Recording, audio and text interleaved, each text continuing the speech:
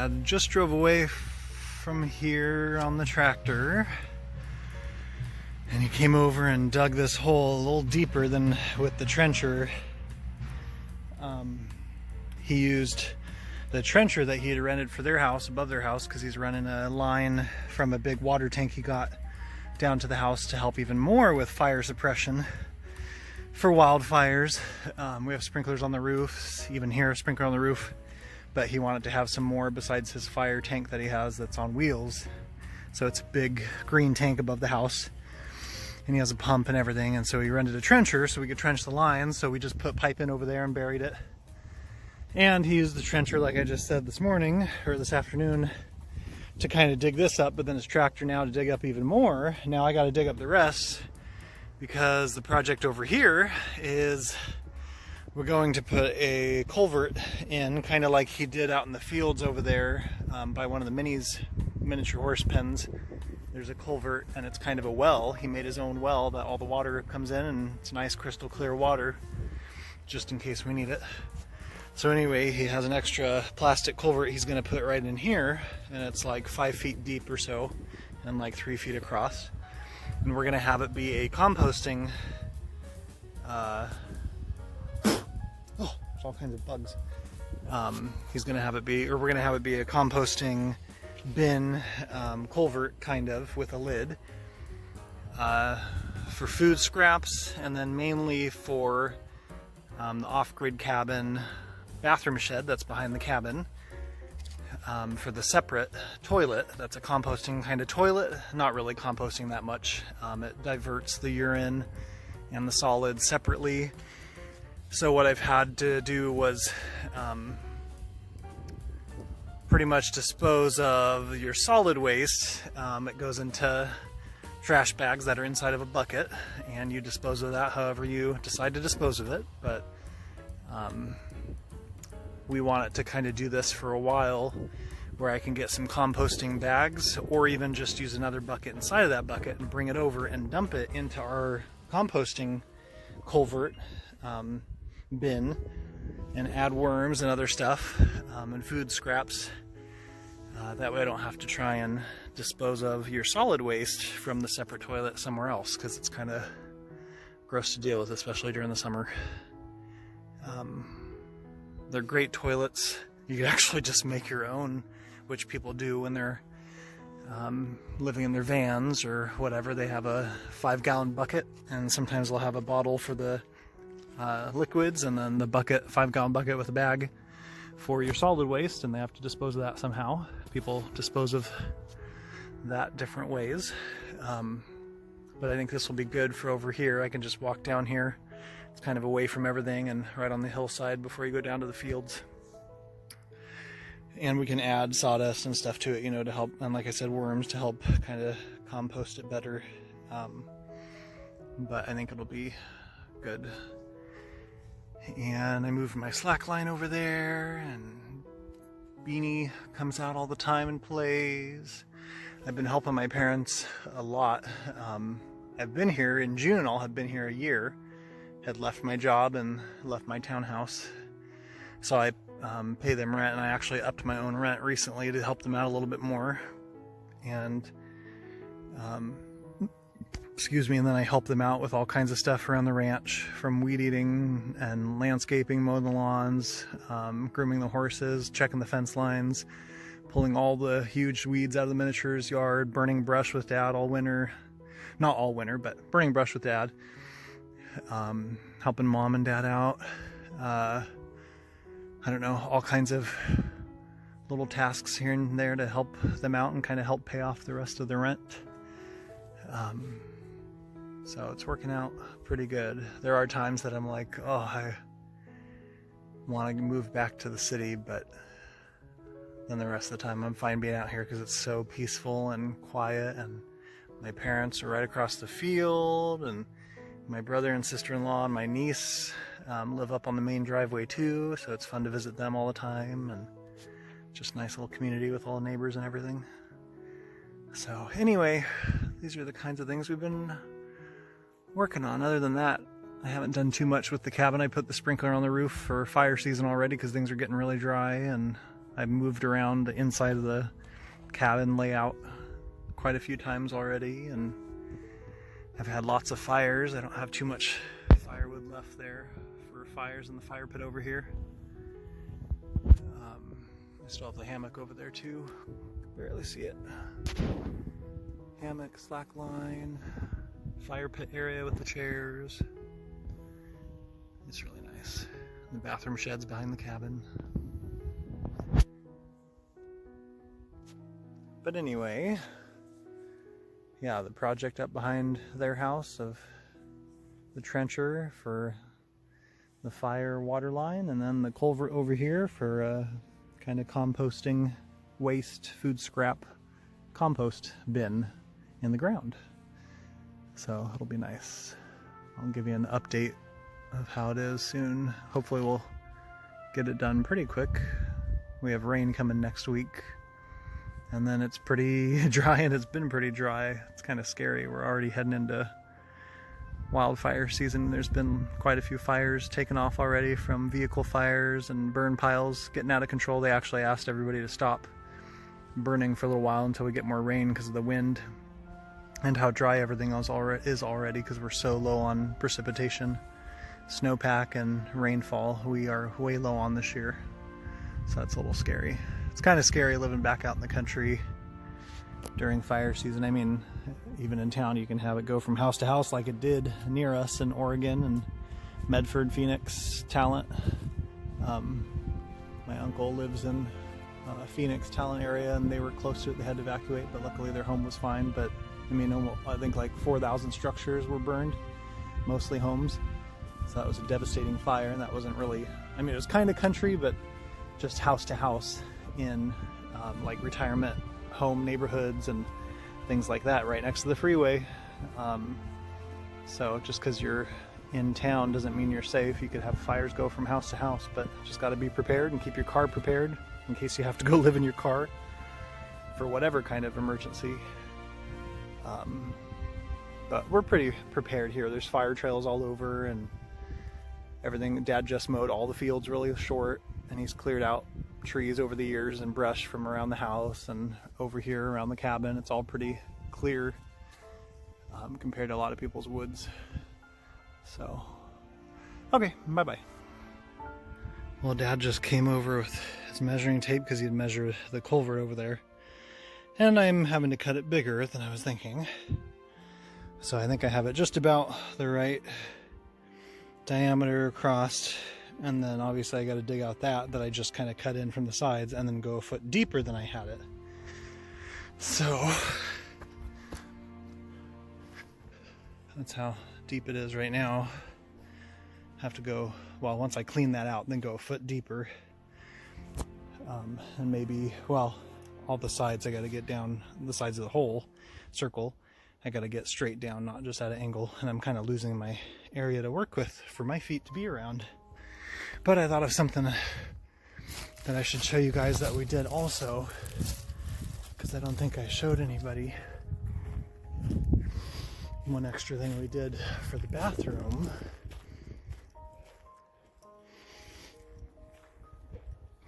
Move my slack line.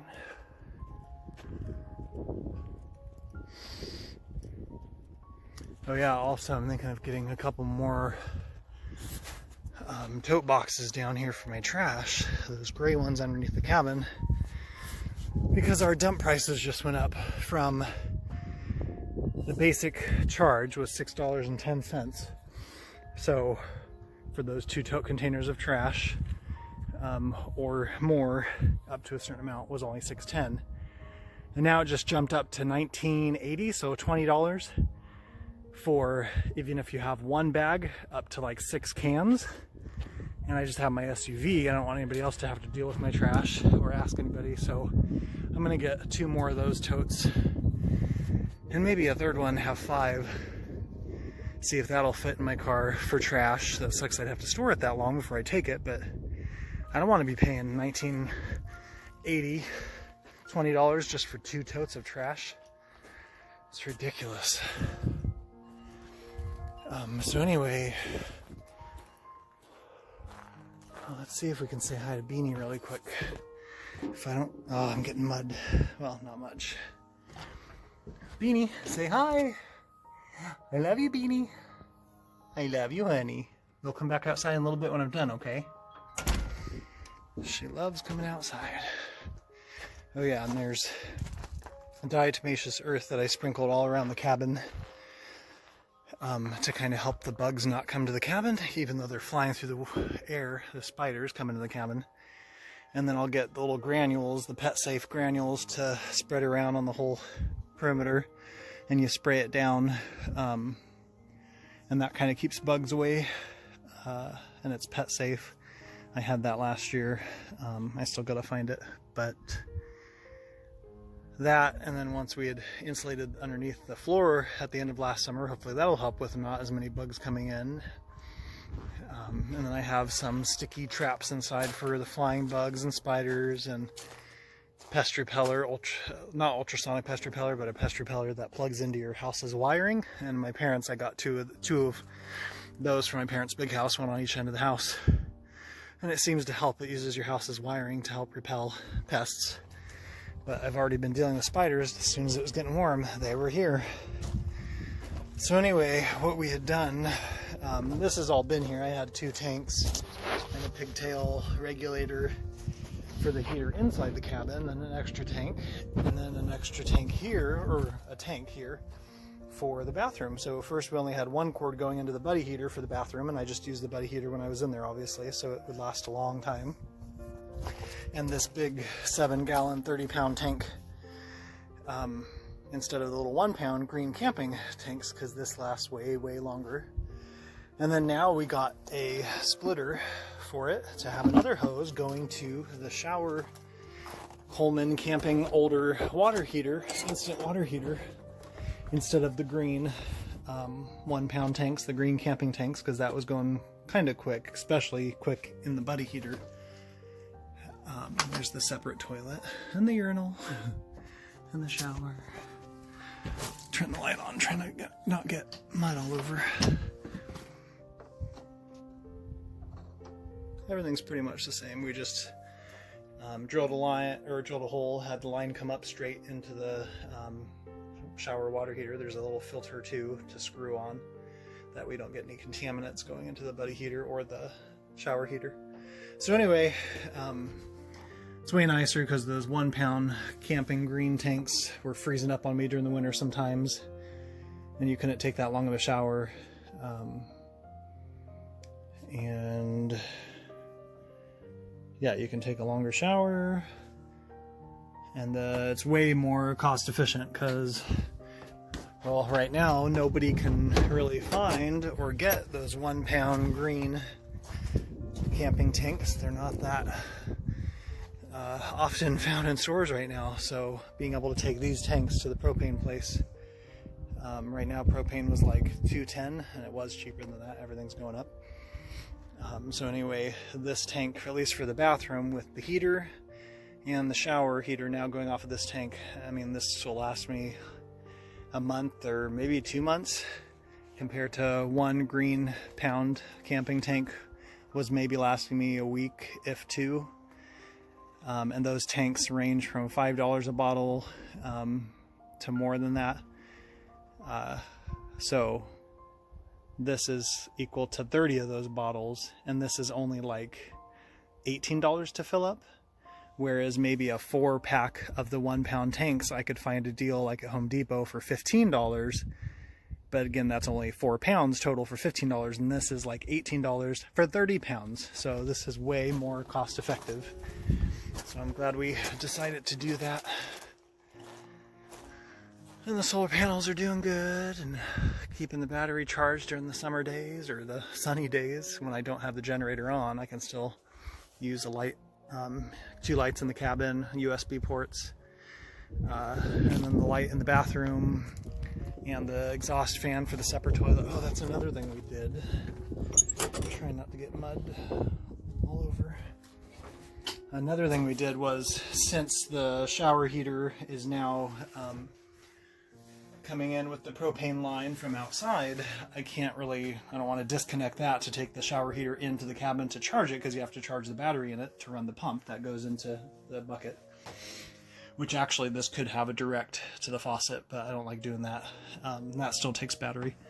So anyway, we had I had an extra DC 10-foot extension cord that I rarely ever used, so we cut that off, added it to the light switch, and now the cord to plug the shower heater in to charge it, you just put this in right here, put it in, and then the charging lights are over here on the front of the heater. So once the light's green, then I can just go ahead and unplug it. And even if I don't unplug it right away, that's fine, because it kind of has an overcharge protection, because it turns off when it gets to the green light. So now I don't have to take the water heater into the cabin to charge it anymore. I don't have to lug that around. So the only thing I'm lugging around now, besides the propane tanks, which is rare, the warmer we get, the less propane obviously that I'll be using, and then the trash cans. But the 5-gallon water that's underneath the sink, that I have to just lug that into the bathroom to fill it back up when I need more water for the 5-gallon jug that feeds up into the kitchen sink. So I have to lug that around. But anyway, it's nice not having to take the shower heater into the cabin to charge it. And then I really didn't even bring in the shower heater inside the cabin during the freezing winter nights, maybe just a couple times, because the buddy heater during the winter, I have it off right now, but the buddy heater I actually left on pilot, not all the way on, but just on pilot all the time. And then when I would go in there, I would just turn it on high and then turn it back down to pilot when I was done. So there'd be a little heat always coming in or on in the bathroom, and that was keeping it above freezing in the bathroom. So I didn't really take the shower heater into the cabin that much during the winter to keep it from freezing. So that was nice. And then another thing I did, I have this, I don't want to get mud everywhere, I have this 5-gallon Igloo water dispenser or drink dispenser right there sitting on top of my file cabinet. Hi Beanie, I love you. You'll come outside in a little bit. I gotta go finish digging in the dirt, okay? I love you, Beanie. I love you. Anyway, that 5-gallon drink dispenser I was just using for water, and that was making my 5-gallon jug under. This thing cut me off. Anyway, as I was saying, the 5-gallon Igloo drink dispenser is making my water last longer over at the sink, and that 5-gallon blue jug that's under the sink, because I'm not using that for drinking, I'm just using the Igloo one for drinking water, and I'd have to take both of those over to the bathroom to fill up from the spigot in the bathroom, because we didn't do a spigot into the cabin yet. So anyway, my point for the Igloo drink dispenser was for summertime to put ice in it, which I already did because this weekend was warmer than we've had or for this time of year. So I went and got 3 bags of crushed ice and put it in the Igloo drink dispenser, and now I can use the little spigot at the bottom to fill my cup with freezing cold water, or I can scoop ice out the top and have ice water. And then it's going to last way longer because I'm draining the water out the bottom, versus my little blue ice chest I had that had no drain. And eventually, in just a few days during the summer, it would turn to just ice water and then just water. There's the blue, just small, cheaper ice chest. I'm a little tired, as you can tell.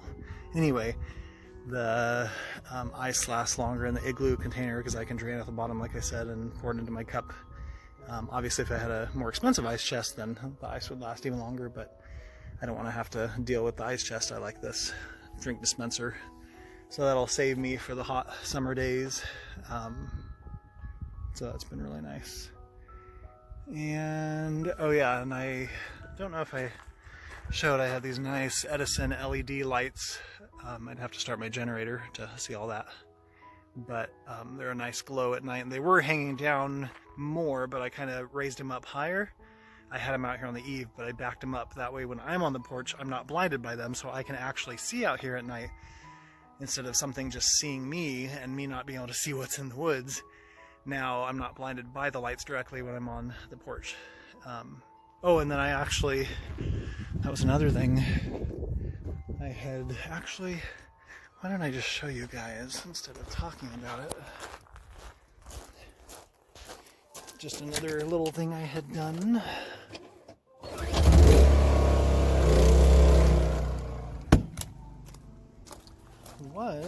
So here's the Edison lights.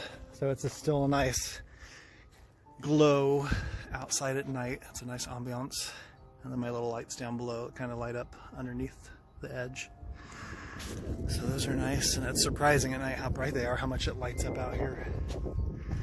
So the other thing I did was finally get some lights for my salt lamps that were dead because the cord had died years ago, and I have another bigger one that I like better salt lamp. There's me! A better salt lamp by my bed, a bigger, nicer one, and you can dim them.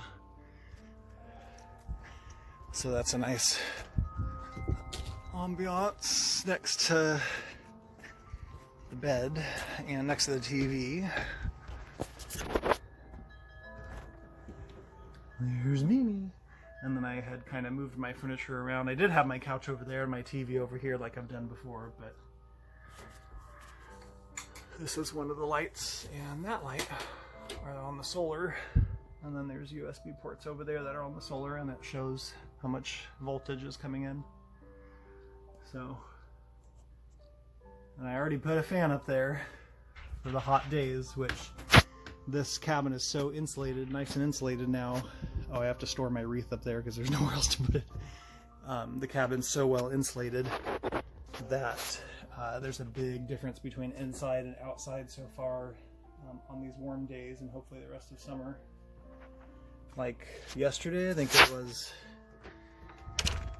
14-degree difference between what was in the cabin, the heat, or lack of heat. Actually, it was cold. It was like, I don't know, 60 in the cabin, and I don't know, like 74, 76, whatever 14 degrees is difference. I think it even got to more difference than 14 degrees.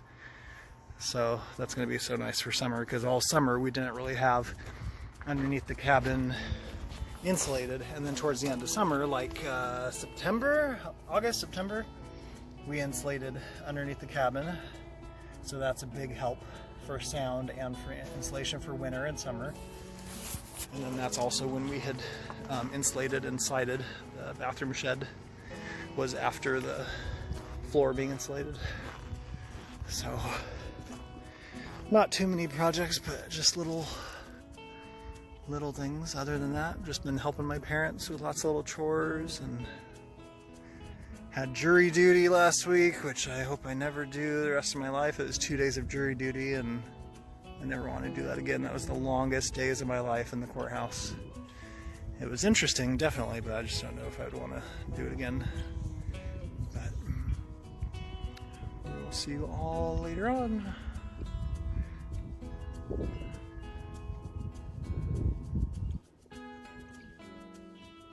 Bye-bye.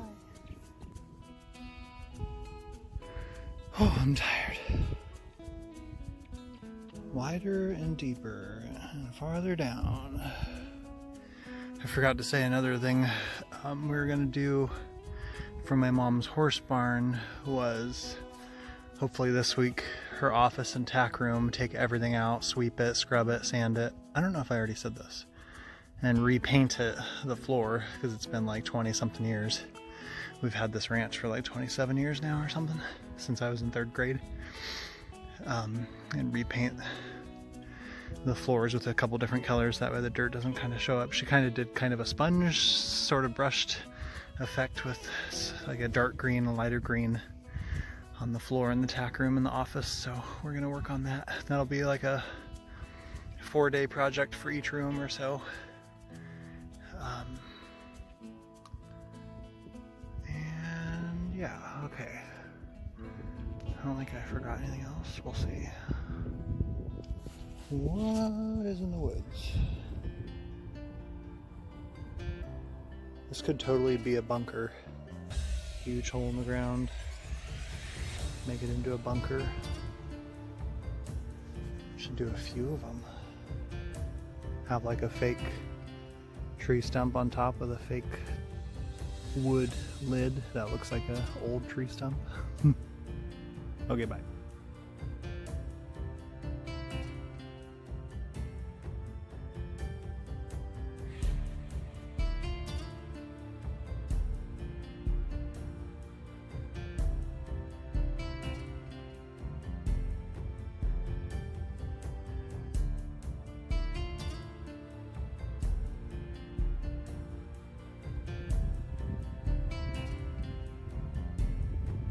Beanie! Beanie, what are you doing? Beanie! Beanie!